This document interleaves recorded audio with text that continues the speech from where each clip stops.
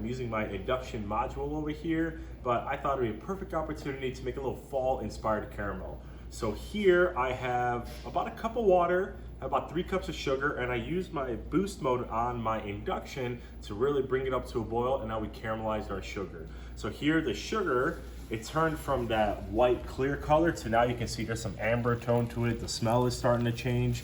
Here we're really close to adding our very simple pantry ingredients. So in here, right when the sugar is about done, I'm gonna add a little bit of vanilla bean paste. I'm like 5 seconds away, it's just about there. But vanilla bean paste, you can use vanilla extract if you like. I'm gonna add some whiskey, followed by some room temperature butter, heavy cream, and a little bit of salt to kind of tie it together. So my sugar here is nice and caramelized. You can see it's a dark amber color. The darker you go, the more bitter kind of notes that do come out of it. But be careful as you add your ingredients, it's gonna start bubbling up.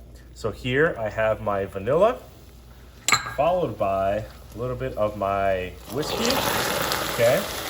Now, don't be afraid of it, a little bit of heavy cream. Okay, once you add that heavy cream, now I'm gonna grab my whisk, okay? Feel free to take it off of the heat. Don't be scared, let that steam evaporate, okay? That's all the steam coming off of our cream and our vanilla. You whisk that in. Once it gets fully incorporated, now we're gonna add our butter. That butter is gonna help round out, smoothen it. And then one of my favorites is kosher salt. You can use kosher or sea salt. This is gonna help kind of balance out those sweet flavors. But you mix it all together. At this point, I am off my heat. I simply hit my off button.